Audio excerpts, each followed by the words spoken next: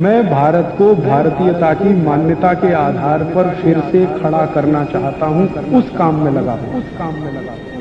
एक दो चीज और मैं आपको बताना चाहता हूं कि आप अपने घर में अक्सर मच्छर मारने वाली दवाएं इस्तेमाल करते हैं। अलग अलग नामों से बाजार में बिकती हैं। कोई जो है लिक्विड फॉर्म में आती है, आप उसको लगा देते हैं। कोई तो टिकिया के फॉर्म में आती है, आप उसको इस्तेमाल करते हैं। कोई तो कॉइल के फॉर्म में आती है, आप उसको इस्तेमाल करते हैं।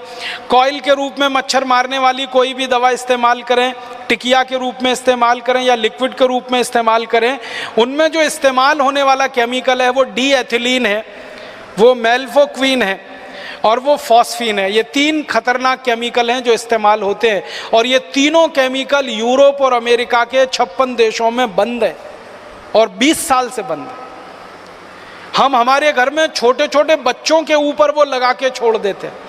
मैंने कई घरों में देखा 2 महीने के 3 महीने के छोटे छोटे बच्चे सो रहे हैं और उनके नज़दीक में वो कॉइल जल रहा है जिसका धुआं नाक के रास्ते से बच्चे के फेफड़े में उतर रहा है। वैज्ञानिकों का ये कहना है कि ये मच्छर मारने वाली दवाएं अंत में मनुष्य को मार देती हैं। कई बार क्या होता है, मच्छर तो इनसे मरते नहीं है, मनुष्य मर जाते हैं जिनके लिए ये दवाएं इस्तेमाल हो रही हैं।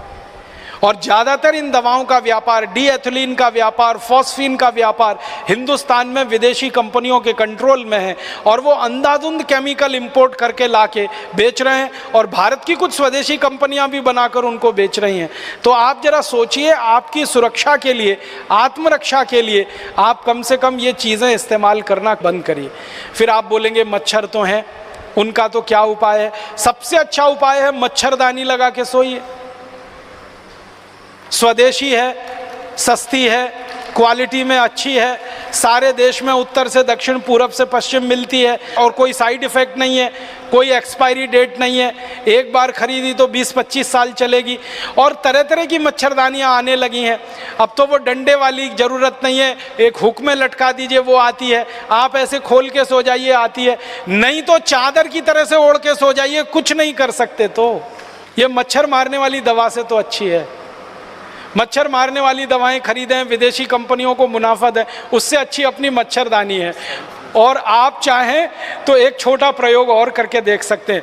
नीम होता है ना, नीम का तेल बाजार में मिलता है, तो नीम का तेल ऐसे जलाएं दीपक के रूप में। एक दीपक ले लें, उसमें रुई की बाती बनाएं, नीम का तेल जला के दीपक को रख दें।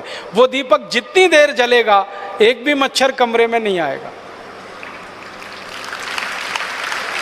इतना सस्ता और सरल उपाय। नीम का तेल बाजार में 30-40 रुपए लीटर मिलता है। 1 लीटर तेल खरीदेंगे, बड़े आराम से 3-4 महीने चलता है। और दूसरा एक तरीका है, गाय के गोबर से बनी हुई अगरबत्ती और गाय के गोबर से बनी हुई धूप बत्तियाँ भी बाजार में अब आ गई हैं। कई गौशालाएं उनको बनाती हैं, उनको जलाकर आप सो जाइए, वो भी मच्छर को भगाती हैं और क्वालिटी में मच्छर अगरबत्ती से अच्छी। अगर गाय के गोबर की अगरबत्ती, धूप बत्ती जलाएंगे तो पैसा किसी गौशाला को मिलेगा और उससे गाय की रक्षा होगी और गाय की रक्षा के बाद अंततः देश की ही रक्षा होने वाली है। और अगर आप मच्छर अगरबत्ती खरीदेंगे तो पैसा किसी विदेशी कंपनी के पास जाएगा और उस पैसे से आपका भी नुकसान, देश का भी नुकसान हो जाएगा।